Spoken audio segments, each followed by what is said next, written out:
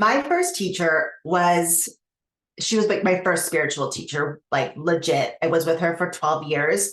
I ended up leaving that community after 12 years, and that's a story for another video, but it was very painful. And yeah, I'll share that story one day. But this is not about that.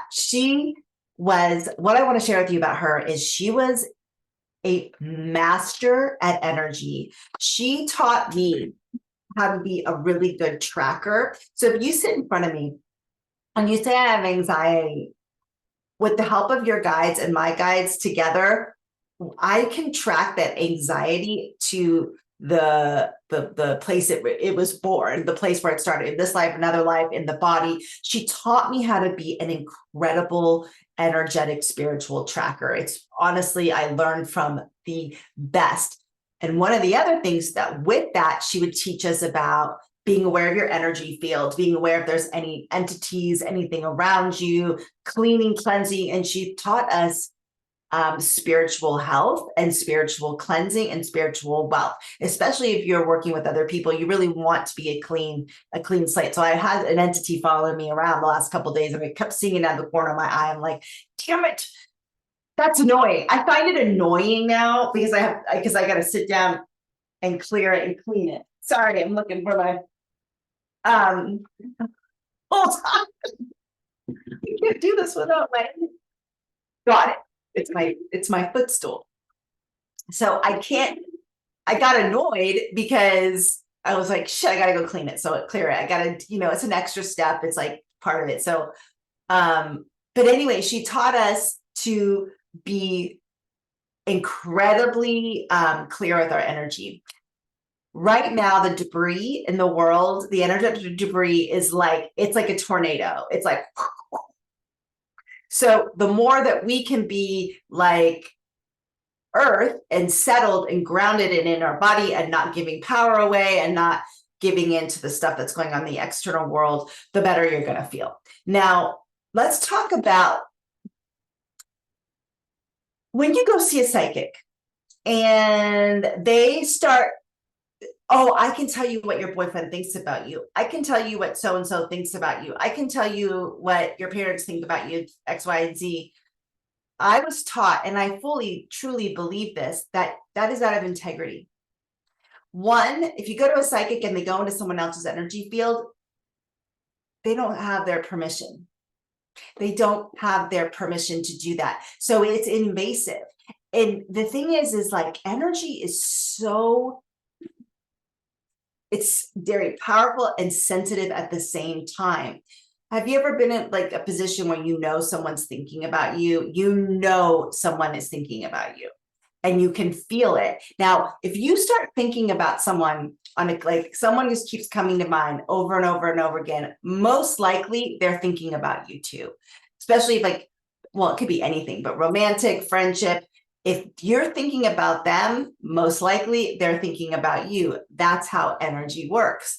And it's sensitive yet powerful. So when we go in and do a reading on someone else that you don't have their permission, it's very, very invasive. And she taught us that. And I have been so careful around that for so long. She even taught us that if you even sending light to someone, you don't have their permission to even do that, right? If you're like, I'm going to send you love and light. We do that all over the place. Oh, on Facebook and everywhere. I'm going to send you love and light. I'll send you love and light. I'll send you love and light. Great. That's awesome. But I didn't ask you to send me love and light. I didn't ask you. You know what I mean? And you may be watching this going, wow, that's really harsh. That's what's wrong with sending someone light? Definitely not wrong with sending someone love. Send someone love, but just don't go in their energy field. But what's wrong with sending somebody light? So what she taught us, and again, I align with this, is instead of giving someone light, take the light and set it in front of them. Then their higher self can choose to pick up the light or not pick up the light. Pick up the light or not pick up the light. That is giving their being and their soul a choice. If we just bombard them with light without their permission, how is that okay? Even though your intentions are very, very pure. And you are a light worker. You are a light worker. 100% you are a light worker and an empath.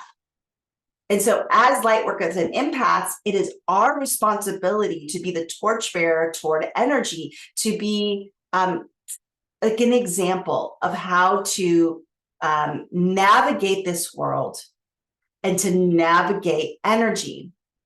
If even prayers, may I pray for you? Ask, may I pray for you? Instead of, I'm going to pray for you and send you love and light. Now, again, I think prayer is a little less invasive than, say, sending someone light or Reiki or energy or something like that, because you're going directly into their field. With prayer, you're going to God, right? At least God is the middleman, or a woman or a person or a divine, whatever. But when I say God is a man, it's not, you know what I'm saying? Like, God is the middle person. So that, to me, prayer is not as invasive at all as, say, intention of love, light, or sending someone energy, or saying like, oh, I'm going to send them my highest teachers to you. I'm sending you my team. Don't send me your team. Don't send me your team. I didn't ask you to send me your team. And if I ask you, then yes, please send me your team. But quite honestly, I'm personally not going to ask someone to send me their team because I don't know their team. You see what I mean here? Let's say someone goes, I'm going to send you my team of healers. And you're like, oh, thank you so much. You don't know who their team of healers are. And it's not to make them bad or wrong at all, at all. The energy is so sensitive like that. And there are such dense trickery type of energies out there that it's not against that person, but they may not be working with the highest frequency and they're sending them to you. This is the reason I love the shamanic journey so much, is because it gives us a way to talk to guides and angels, and you vet them. You vet them. You know who you're talking to. That's why I love it so much, because those of us who are very psychic, I just told you I had an energy following me around the other day. That's not okay. That has to go. But those of you, like, I know you're psychic, I know you're intuitive, and you pick up on these things, and you get to be in control, and you get to be the authority of your own energy field. So I am seeing this sloppiness out there of people sending energy out to people, all in good faith. However, it may not be that helpful because you don't know what you're sending. And oftentimes people haven't asked you. So as spiritual warriors, we get to be the stewards for responsibility. We get to be the stewards for being an example of what it truly means to be a light worker. What it means to be a light worker isn't that you're going into people's energy fields without their permission and giving them light. That is not a light worker. Now, if they ask you for it, yes, I would love to send you light, because they asked. Or you ask them, may I send you light? Yes, please. Great. Then there's permission. It's boundaries. It's boundaries. And we are in a culture and a society right now that aren't good. We're not good with boundaries. Some people are just not good with boundaries at all. And it's a boundary.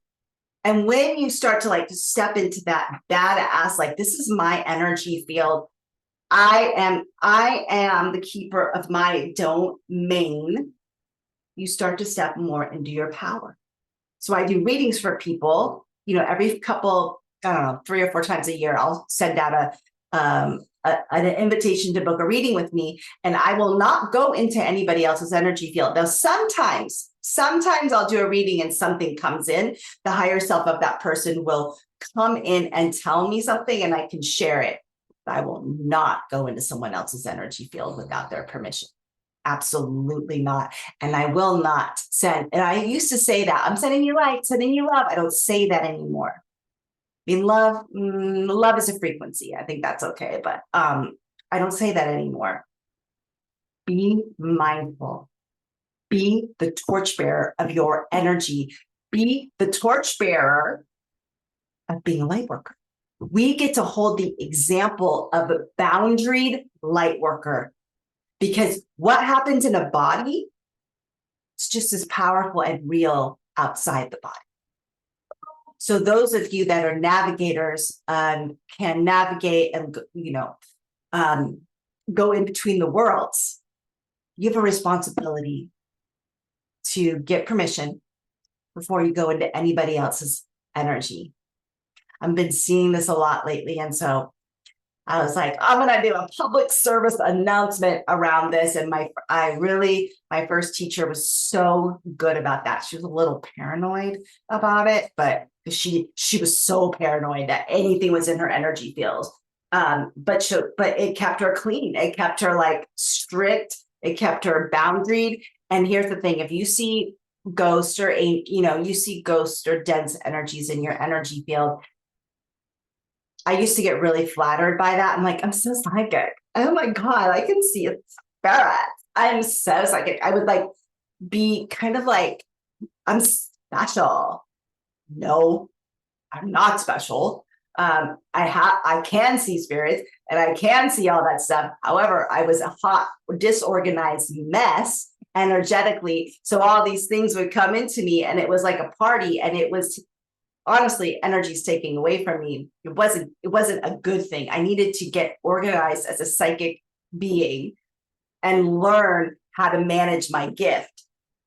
You see what I mean? And so like this thing that was walking around with me for the last couple of days, and I was too lazy to sit down. I sat down with it today, but the first time I was like, oh no, but get it out. Get it out. I was too busy or lazy to do it for 2 days. And I'm like, yeah. But then it was like, okay, you're not going anywhere. I got to sit down and get boop, boop, boop, boop, boop.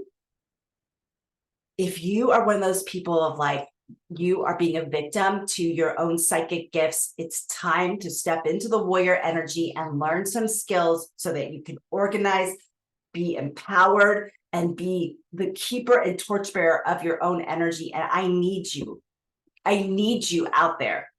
If you are there and you have a heart of leading toward doing something to bring people into this new frequency that we're going into, as we're in the breakdown, we need you. So it's just about learning boundaries. All right, that's it for my soapbox. That's it for my soapbox. And when are we doing this? I think it's in April. I think I'm going to be opening up a 3-month class to teach you how to do the learn the shamanic journey. And if you join us, you decide to join us, holy camole, you're going to take your gifts into a whole new gear, and you are going to learn how to be so freaking powerful with your energy. All right, my name is Beth Osmer, and I will see you on the next video. Love and light. I had to do it. Love and light. Had to do it. Okay, see you next time.